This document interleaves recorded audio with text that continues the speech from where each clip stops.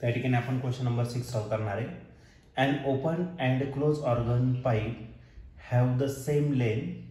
The ratio of peak mode of frequency of vibration of air in two pipe is. आपल्याला या ठिकाणी दोन pipe दिलेले आहे, एक ओपन पाईप दिलेला आहे आणि क्लोज पाईप. दोघांची लेंथ सेम आहे. तर आपल्याला रेशो फाइंड करायचा पीक मोडचा फ्रिक्वेन्सीचा. ठीक आहे, दोन्ही पाईपसाठी. तर पहिले ओपन पाईप असेल आणि दुसरं क्लोज पाईप. हा क्वेश्चन 2015 ला आलेला होता. याच्या चार ऑप्शन पैकी पहिले जे ऑप्शन आहे ए ते आहे P in bracket 2p + 1. B option आहे 2p divided by 2p - 1. C option आहे पी आणि लास्ट डी ऑप्शन आहे 1. तर या चार ऑप्शन पैकी या क्वेश्चनचा करेक्ट आन्सर काय असलं पाहिजे, तर आपण याला सॉल्व करूया आणि मग डिसाईड करूया. तर या क्वेश्चन मध्ये आपल्याला ओपन ऑर्गन पाईप आणि क्लोज ऑर्गन पाईप दिलेले आणि या दोन्ही पाईपची जी लेंथ आहे ती कशी तर सेम आहे. ठीक आहे, ओपन ऑर्गन पाईप LO घेतला त्याची लेंथ आणि क्लोज ऑर्गन पाईप जो आहे त्याची लेंथ किती घेतलं LC. या दोघांची लेंथ कशी दिलेली आहे, सेम दिलेली आहे. ठीक आहे, तर आपल्याला काय सांगायचं आहे, रेशो विचारलेला आहे फिफ्थ मोडचा फ्रिक्वेन्सी ऑफ व्हायब्रेशनचा दोन्ही केसमध्ये, ओपन पाईपसाठी पण आणि क्लोज पाईपसाठी. पहिले आपण ओपन पाईप घेऊ. तर दोन्ही बाजूने जर पाईप जर ओपन असेल, ओके, तर या ठिकाणी पण ओपन आहे. ओपन एंडला नेहमी अँटी नोड फॉर्म होतं. ओके, आणि या ठिकाणी वेव्ह या पद्धतीने जाणार, दुसरी या पद्धतीने, ही एकमेकांमध्ये इंटरफेअर होणार आणि या ठिकाणी सेंटरला काय तयार होणार तर नोड. आणि या पाईपची जी लेंथ आहे ती किती घेतली तर LO इतकी घेतली.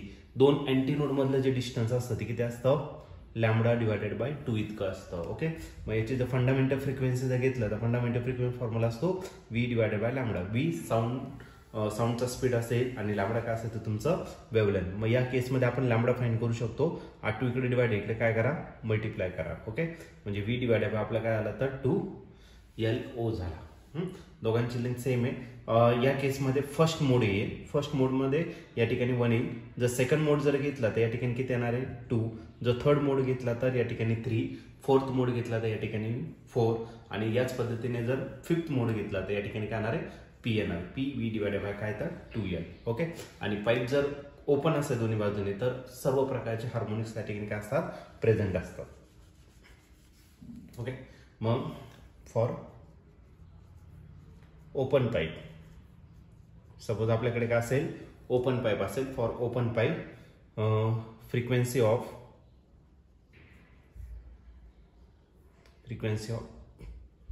पीथ मोड, P नंबरचा जर मोड असेल तर त्यासाठी फ्रिक्वेन्सी किती असेल. कोणासाठी घेतो आपण ओपन पाईप साठी घेतोय. तर याला P ने मल्टिप्लाय करावं लागेल आणि या ठिकाणी काय असणार तर P V divided bye 2LO. हे झालं तुमचं काय तर फर्स्ट इक्वेशन या ठिकाणी झालं. ठीक आहे, आता आपण काय करू तर ओपन पाईपसाठी या ठिकाणी ओपन पाईपसाठी डिस्कस केला. आता क्लोज पाईपसाठी येऊ. तर या ठिकाणी आपल्याकडे काय क्लोज पाईप.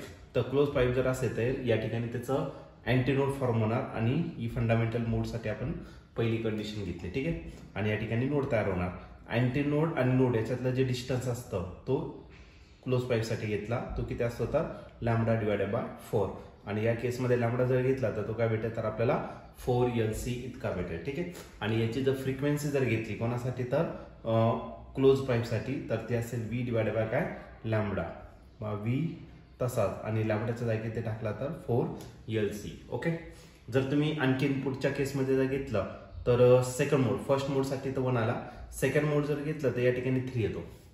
नेक्स्ट मोड जर घेतला तर या ठिकाणी काय येतं 5 असतं. ठीक आहे, म्हणजे ज्या नंबरचा मोड असेल तिथं काय असणार तर तुमचं फर्स्ट मोड असेल तर 1, सेकंड मोड असेल तर 2, सेकंड मोड असेल तर 3. ओके, म्हणजे त्याला काय करावं लागेल तर तुम्हाला 2.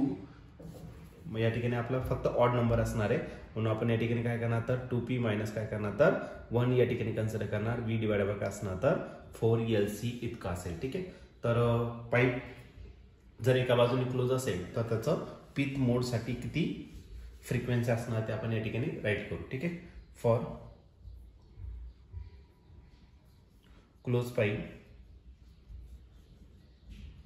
Frequency of pith mode. Okay, P नंबरच्या मोडसाठी त्याची फ्रिक्वेन्सी किती असणार. आता कोणता पाईप घेतला क्लोज पाईप घेतला त्याला आपण LC ने डिफाइन करणार आणि या ठिकाणी काय घेतला तर 2p - 1 V divided bye 4LC. Okay, हे झालं किती नंबरचं इक्वेशन सेकंड इक्वेशन. आता आपल्याला या ठिकाणी काय करायचं आहे, रेशो फाइंड करायचा आहे. कशाचा रेशो फाइंड करायचा तर या मोडचा. पहिला पाईप कसा आहे, ओपन. मग इक्वेशन 1 ला इक्वेशन 2 ने काय करू, डिवाइड करून टाकू. मग आता नेक्स्ट केसमध्ये आपल्याला राईट करता येईल इक्वेशन 1 त्याला डिवाइड करायचं इक्वेशन नंबर 2 ने. ओके, इक्वेशन 1 काय तर तो आहे ओपन पाईपसाठी आणि फ्रिक्वेन्सी, आणि इक्वेशन 2 काय फ्रिक्वेन्सी आहे क्लोज पाईपसाठी.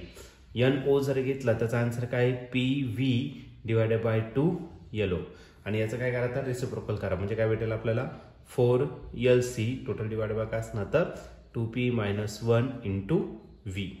V काय आला या ठिकाणी कॅन्सल झाला. हा L लेंथ सारखीच आहे, मग लेंथ काय आला कॅन्सल झाला. 2 × 1 2 2 जा करायला 4, म्हणजे हा NO डिवायडेड बाय NC जर घेतला तर वरती राहणार आहे आपला 2P आणि खाली काय राहणार तर 2P - 1. ओके, मग याचा जर रेशो घेतला तर तो रेशो असेल 2P डिवायडेड बाय 2P - 1. आणि या ठिकाणी तुम्ही ऑप्शन जर बघितलं तर ऑप्शन नंबर बी जो आहे तो आपल्या या ठिकाणी करेक्टली मॅच झालेला आहे. मग या क्वेश्चनचं जे आन्सर असणार तर ऑप्शन बी. ऑप्शन बी म्हणजेच काय, the ratio of that fifth mode of frequency for open pipe and close pipe is 2P divided by 2P - 1. तर याचा आन्सर ऑप्शन बी असेल.